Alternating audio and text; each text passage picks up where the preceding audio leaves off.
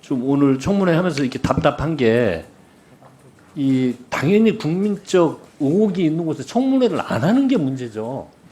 당연히 의혹이 있으면 여야가 논의를 해서 청문회라는 절차를 진행을 하고, 이 청문회를 한 해 만에 정치적인, 오히려 반대하는 게 굉장히 정치적인 것 같습니다. 국회는 당연히 국민적 의혹이 있으면, 그리고 서로 간의 주장이 다르면 청문회라는 과정을 통해서 국민적 의혹을 해소하는 것이 국회의 정당한 절차이고, 그리고 뭔 뭐 위원장님이 책임지고 뭐 야당 의원들이 책임을 집니까? 그런 말씀들은 좀 참가해 주셨으면 좋겠다는 말씀을 드리고요. 그리고 이게 저희들이 출발을 한 게, 우리 백혜령 과장께서는 정말 아마 이 혁혁한 성과를 내고 아마 그 수사팀은 굉장한 이제 기대를 했을 겁니다. 이 정도 되면, 큰 성과 내면 이거 승진도 하고 그래야 되는 거 아닙니까? 그런데 오히려 좌천이 됐고, 그리고 예를 들어서 상급자가, 나와 주십시오. 상급자가 이야기를 하면 당연히 압력으로 느끼는 건 당연한 절차인 거고요.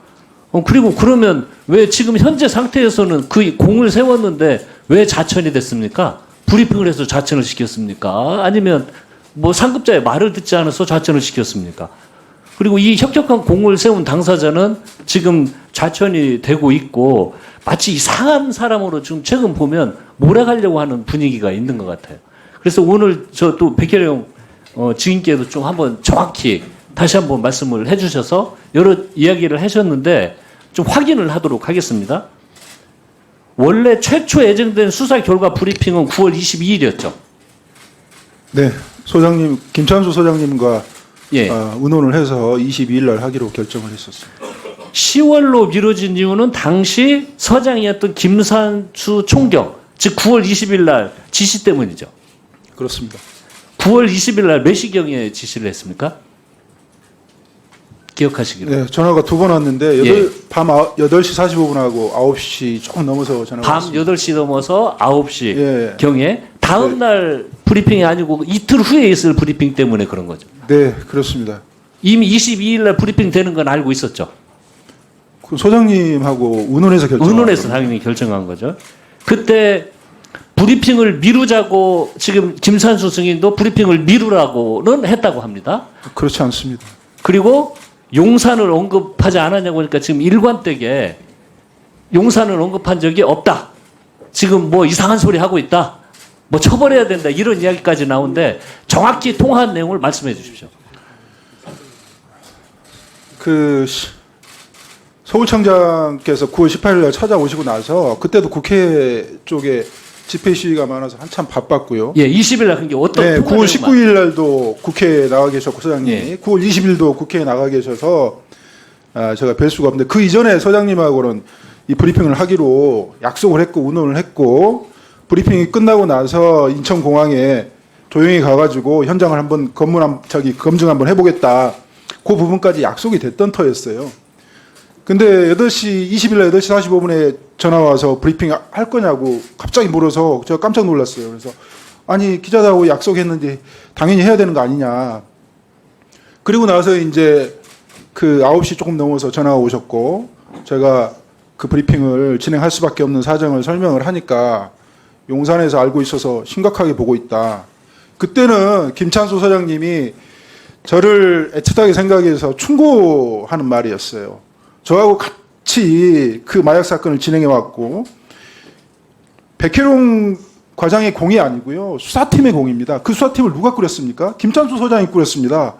저는 그 김찬수 소장의 명을 받고 그 명령을 수행한 사람이고요. 김찬수 소장과 저와 수사팀의 공이지 저의 공이 아닙니다. 그 공을 배신하려면 어떤 의도가 있어야 될 거 아닙니까? 그게 바로 용산이라는 겁니다. 그러니까 증인의 말씀을 들어보면 당일날 두 차례 전화, 8시 45분경 9시 넘어서 전화가 왔는데 45분경이 아니고 9시 경 통화에서는 이 용산에서 이 사건을 알고 있다, 심각하게 보고 있다라는 이야기를 분명히 했다는 거죠. 그렇습니다. 9시경 통화에서요. 두 번을 통화를 했는데 9시경 통화에서 김찬수 승이 9월 20일 밤 백혜령 경정에 용산 언급했습니까? 안 했습니까? 안 했습니다. 3번 통화했습니다. 제가 확인한 바로는. 19시 33분 카톡 보고 받고 38분에 문자 보고를 받고 39분에 제가 검토 후에 피드백 하겠다는 전화를 했던 것 같고요. 20시 45분에 두 번째 통화를 하고 한 40여 초, 21시 3분에 예, 20시 30분에 용산 언급 안 했다. 전혀 안 했습니다. 방금 김산주 증인은 언급을 안 했다고 합니다. 백혜룡 증인, 이 김산주 증인의 발언에 대해서 어떻게 생각합니까? 자, 뜬금없이 이 사건 수사하다가 용산 얘기를 들었는데 예. 그게 일반적인 얘기입니까? 그러니까 이게 통상 그것도 밤중에 전화해서요? 그렇죠. 다른 이야기를 일반적인 이야기를 하면은 특히 상관 이야기하면 기억하기가 쉽지 않습니다. 근데 용산이나 대통령실이나 아주 특이한 사항들에 대해서 이야기를 하면 기억을 못할 수가 없는 거죠. 그런 특이한 사항에 대해서는. 그래서 지금 그리고 저는 믿음이 가는 게 진술이 초기부터 지금까지 계속 일관됩니다. 일관되게 진술을 하고 있고 저는 그래서 신뢰가 가는 이야기라고 생각이 들고요. 그러면 지금 안 했다, 받았다, 용산 이야기를 했다. 두 분의 의견이 갈라집니다. 둘 중에 한 분은 위증을 하고 있는 거네요. 그죠? 그렇습니다. 그 위증에 대해서는 반드시 그 밝혀질 것이고 혹독한 대가를 분명히 치러야 될 거라고 저는 생각을 합니다. 그리고 방금 말씀하시면서 그 22일 날 브리핑을 할 것을 이미 다 예상하고 계획하고 보고를 했다고 그랬죠. 소장님하고 하나하나 다 의논하고 결정을 했습니다. 그때는 김찬수 소장님이 현장에 나와서 수사 지휘를 하던 때입니다. 네. 제가 명동에 나가가지고 현장 검증할 때도 소장님한테 보고 드리고 설명 드리고 그리고 브리핑 끝나고 영장 집행하러 가는 게 아니고 인천공항에 가서 우리가 사정을 모르니까 가서 네. 확인해 보겠다. 조용히 그러니까 조용히 갔다 오겠다. 네. 그것까지 다 소장님과 의논이 된 겁니다. 22일 날 연기를 하라고 그런 것에서 굉장히 의외에 이랬네요. 발을 빼는 거죠 그 당시에는.